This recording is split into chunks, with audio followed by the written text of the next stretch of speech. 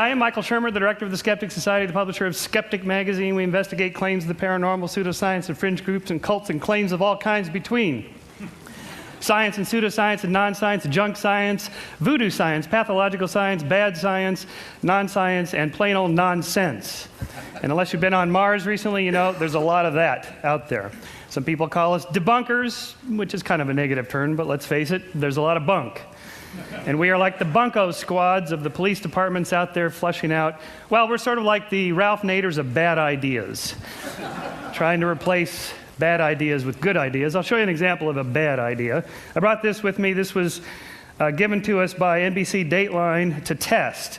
It's produced by the Quadro Corporation of West Virginia. It's called the Quadro 2000 Dowser Rod.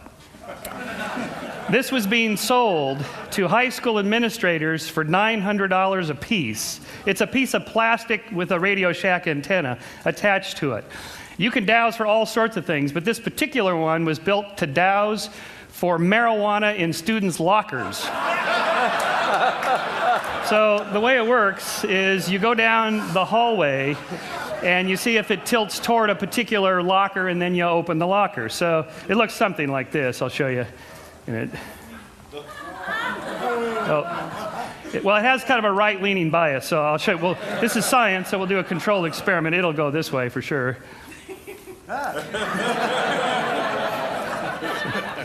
Sir, you want to empty your pockets, please, sir? So the question was, can it actually find marijuana in students' lockers? And the answer is, if you open enough of them, yes.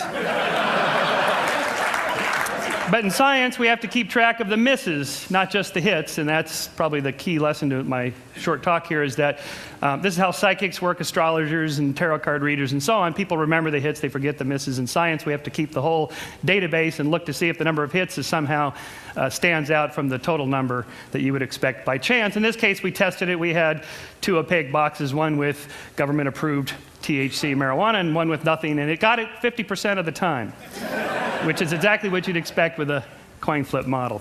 So that's just kind of a fun little example here of the sorts of things we do. Skeptic is the quarterly publication. Each one has a particular theme. Like this one is on the future of intelligence. Are people getting smarter or dumber? I have an opinion of this myself because the business I'm in. But in fact, people, it turns out, are getting smarter. Three IQ points per 10 years going up. Sort of an interesting thing. With science, don't think of skepticism as a thing, or even science as a thing. Are science and religion compatible? It's like, is science and plumbing compatible? They're just two different things. Science is not a thing, it's a verb. It's a way of thinking about things. It's a way of looking for natural explanations for all phenomena. I mean, what's more likely, that extraterrestrial intelligences or multidimensional beings travel across the vast distances of interstellar space to leave a crop circle in Farmer Bob's field in Pucker Brush, Kansas to promote Skeptic.com, our webpage? Or is it more likely that a reader of Skeptic did this with Photoshop? And in all cases, we have to ask, what's the more likely explanation? And before we say something is out of this world, we should first make sure that it's not in this world. What's more likely, that Arnold had a little extraterrestrial help in his run for the governorship, or that the World Weekly News makes stuff up? And part of that, the same theme, is expressed nicely here in the Sidney Harris cartoon. For those of you in the back, it says here, then a miracle occurs. I think you need to be more explicit here in step 2. This single slide completely dismantles the intelligent design arguments. There's nothing more to it than that. You can say a miracle occurs, it's just that it doesn't explain anything. It doesn't offer anything. There's nothing to test. It's the end of the conversation for intelligent design creationists. Whereas, and it's true, scientists sometimes throw terms out as linguistic place fillers, dark energy or dark matter or something like that. Until we figure out what it is, we'll just call it this. It's the beginning of the causal chain for science. For intelligent design creationists, it's the end of the chain. So again, we can ask this, what's more likely, are UFOs, alien spaceships, or perceptual cognitive mistakes, or even fakes? This is a UFO shot from my house in Altadena, California, looking down over Pasadena. And if it looks a lot like a Buick hubcap, it's because it is. You don't even need Photoshop, you don't need high-tech equipment, you don't need computers. This was shot with a throwaway Kodak Instamatic camera. You just have somebody off on the side with a hubcap ready to go, camera's ready, that's it. So although it's possible that most of these things are fake or illusions or so on, and that some of them are real, it's more likely that all of them are fake, like the crop circles. On a more serious note, in all of science, we're looking for a balance between data and theory. In the case of Galileo, he had two problems when he turned his telescope to Saturn. First of all, there was no theory of planetary rings, and second of all, his data was grainy and fuzzy, and he couldn't quite make out what it was he was looking at. So he wrote that he has seen, I have observed that the furthest planet has 3 bodies, and this is what he ended up concluding that he saw. So without a theory of planetary rings and with only grainy data, you can't have a good theory. And it wasn't solved until 1655. This is Christian Huygens' book in which he cataloged all the mistakes that people made in trying to figure out what was going on with Saturn. It wasn't until Huygens had 2 things. He had a good theory of planetary rings and how the solar system operated, and then he had better telescopic, more fine-grained data in which he could figure out that as the Earth is going around faster, according to Kepler's laws, than Saturn, then we catch up with it and we see the angles of the rings at different angles there, and that's in fact turns out to be true. The problems with having a theory is that your theory may be loaded with cognitive biases. So one of the problems of explaining why people believe weird things is that we have things on a simple level, and then I'll go to more serious ones, like we have a tendency to see faces. This is the face on Mars, which was in 1976, so there was a whole movement to get NASA to photograph that area because people thought this was monumental architecture made by Martians. Well, it turns out here's the close-up of it from 2001. If you squint, you can still see the face. And when you're squinting, what you're doing is you're turning that from fine grain to coarse grain. And so you're reducing the quality of your data. And if I didn't tell you what to look for, you'd still see the face because we're programmed by evolution to see faces. Faces are important for us socially. And of course, happy faces, faces of all kinds are easy to see. You can see the happy face on Mars there. If astronomers were frogs, perhaps they'd see Kermit the Frog. Do you see him there? Little froggy legs. Or if geologists were elephants. Religious iconography discovered by a Tennessee baker in 1996. He charged $5 a head to come see the nun bun until he got a cease and desist from Mother Teresa's lawyer. Here's Our Lady of Guadalupe and Our Lady of Watsonville, just down the street, or is it up the street from here? Tree bark is particularly good because it's nice and grainy, branchy, black and white, splotchy, and you can get the pattern-seeking. Humans are pattern-seeking animals. Here's the Virgin Mary on the side of a glass window in Sao Paulo. Here's the Virgin Mary made her appearance on a cheese sandwich, which I got to actually hold in a Las Vegas casino, of course, this being America. This casino paid $28,500 on eBay for the cheese sandwich. But who does it really look like? The Virgin Mary? Has that sort of puckered lips, 1940s era look.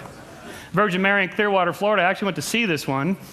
There was a lot of people there of the faithful come to be in their wheelchairs and crutches and so on. And we went down and investigated. This to give you a size, that's Dawkins, me, and the amazing Randy next to this 2.5 story size image. All these candles, so many thousands of candles people had lit in tribute to this.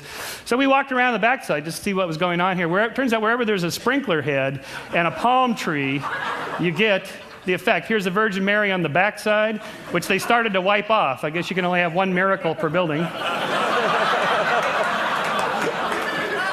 So is it really a miracle of Mary, or is it a miracle of Marge?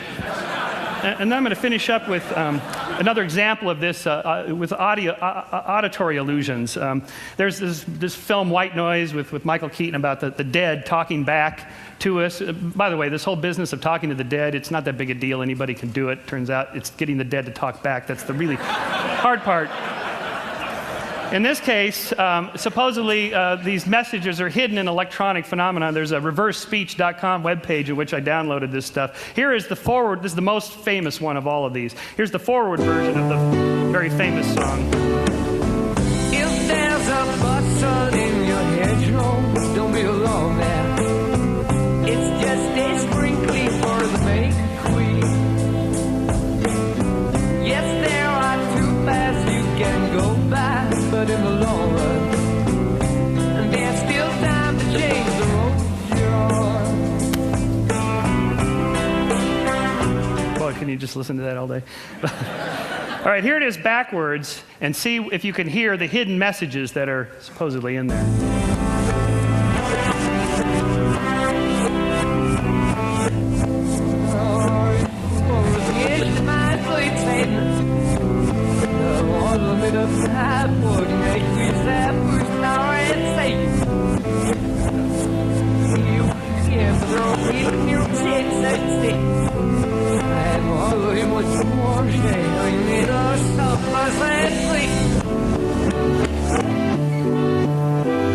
What'd you get? Satan. Okay, well, at least we got Satan. Now I will prime your auditory part of your brain to tell you what you're supposed to hear, and then hear it again.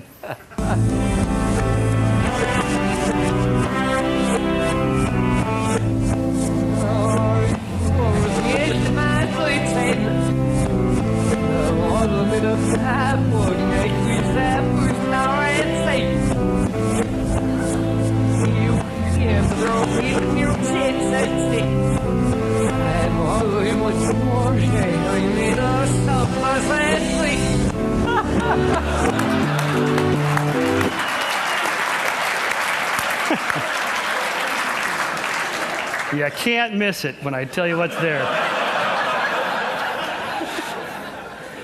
All right, I'm going to just end with a positive, a nice little story about the Skeptics is a nonprofit educational organization. We're always looking for little good things that people do. In England, there's a pop singer, one of the top popular singers in England today, Katie Melua, and she wrote a beautiful song. It was in top 5 in 2005, called 9 Million Bicycles in Beijing. It's a love story. She's sort of the Norah Jones of the UK, about how much she loves her guy and compared to 9 million bicycles and so forth. And she has this one passage here. We are 12 billion light years from the edge. That's a guess. No one can ever say it's true, but I know that I will always be with you. Well, that's nice. At least you got it close. In America, it would be we're 6,000 light years from the edge.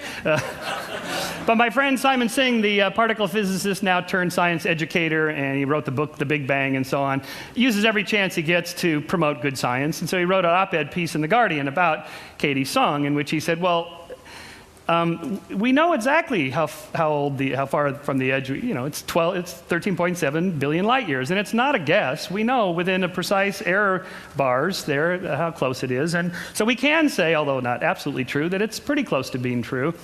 And to his credit, Katie called him up after this op-ed piece came out and said, I'm so embarrassed. I was a member of the astronomy club, and I should have known better. And she recut the song, so I will end with the new version.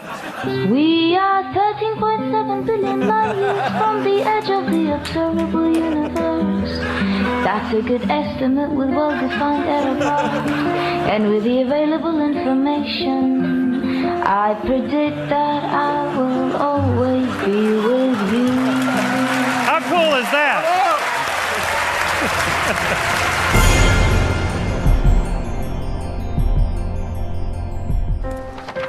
What if great ideas weren't cherished? What if they carried no importance? Or held no value?